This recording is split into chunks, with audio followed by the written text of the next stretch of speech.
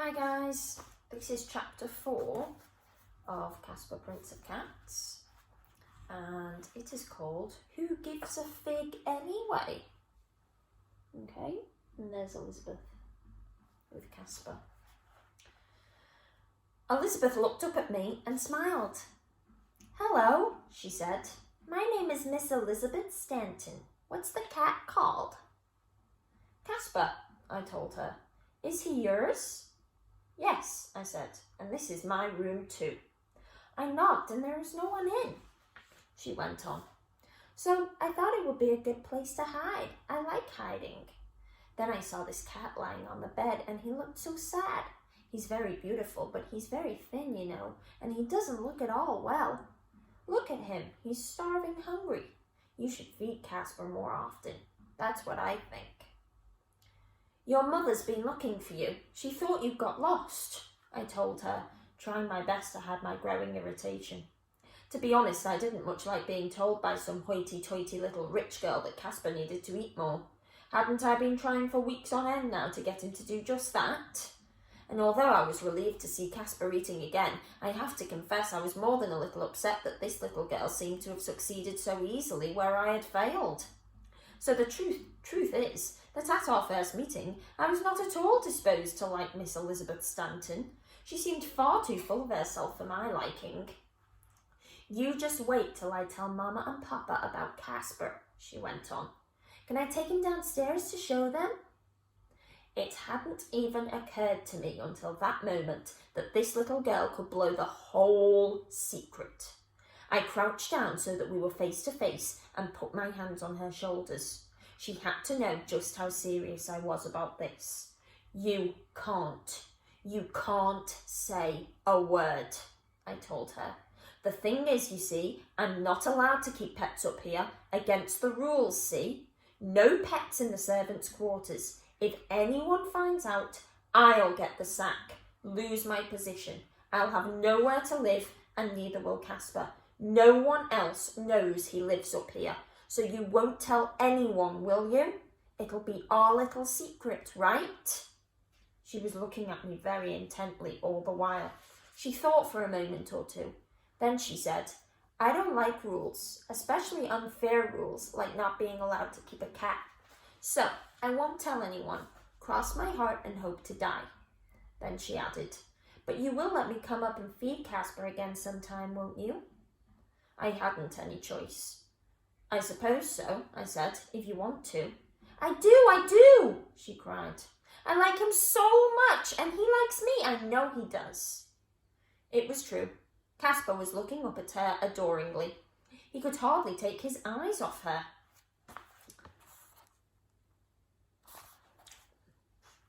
She grabbed my hand and shook it. "Oh, thank you, but I don't know your name, do I?" "Johnny Trot," I told her. She let out a peal of laughter. Johnny Rot, that's such a funny name.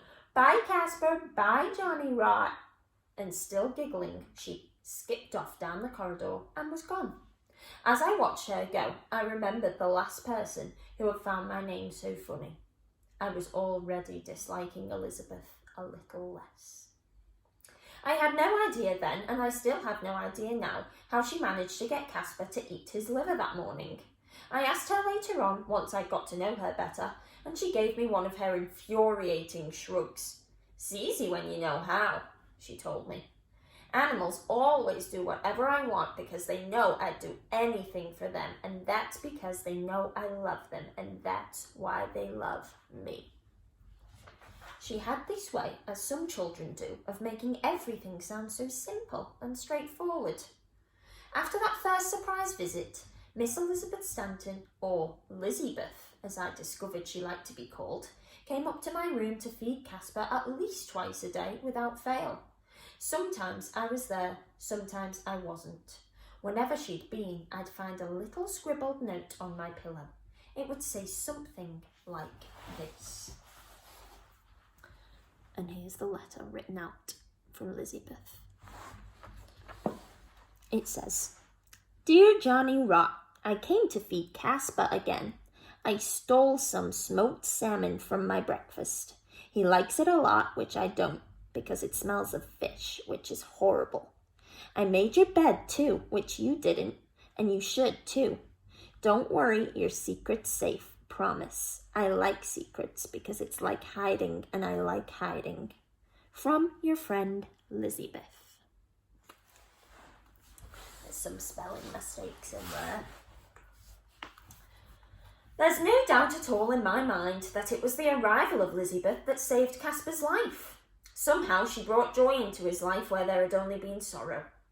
With her there beside him, he was eating and drinking everything that was put in front of him. Within a week, he was beginning to sharpen his claws again, mostly on the curtains, but sometimes on my trousers, and when I was wearing them too. That hurt a lot. I didn't mind much though, because I was just so happy to see him getting better. His coat shone, his tail swished, and when one day he smiled up at me, I knew for sure that Prince Caspar Kandinsky was himself again. Lizziebeth had lifted his spirits, and she'd lifted mine too.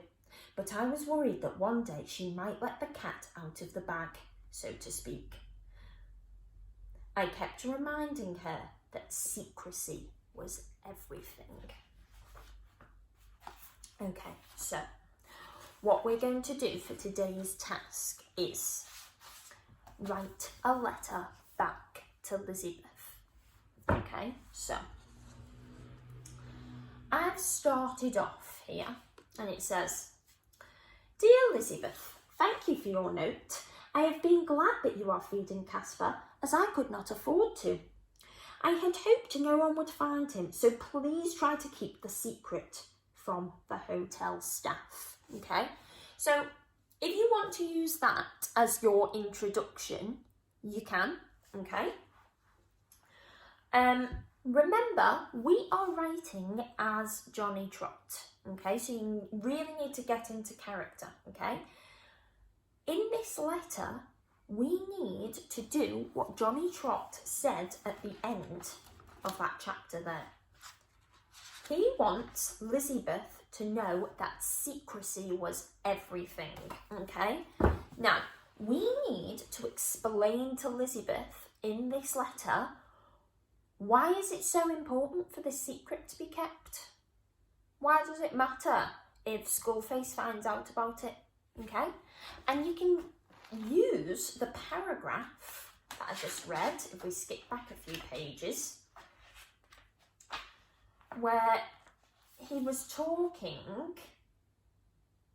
about, if you skip back in the video and you listen to where he was where he had his hands on her shoulders and he was explaining everything to her, you could use some stuff from that, okay? Or come up with your own stuff as Johnny Trot, so you really need to get into character, okay? Making sure you're writing it out like a letter. Guys, you need to make sure you're signing off letters as well, okay? So whether it's an informal letter to his friend, so it'll be something like, from your friend, Johnny Trot, okay? I'm looking forward to reading them. And remember, we need to write in perfect form. So use the word map from the other day, from the other lesson. I'll link it below, okay? Perfect form. We're talking about something that is ongoing, okay? It has happened in the past, it's still happening, and it's going to be happening in the future. Okay, so we're not writing in past tense, we're not writing in future tense, we're not writing in present tense, it's ongoing through time, okay? So we need the perfect form, okay? Good luck, can't wait to read them.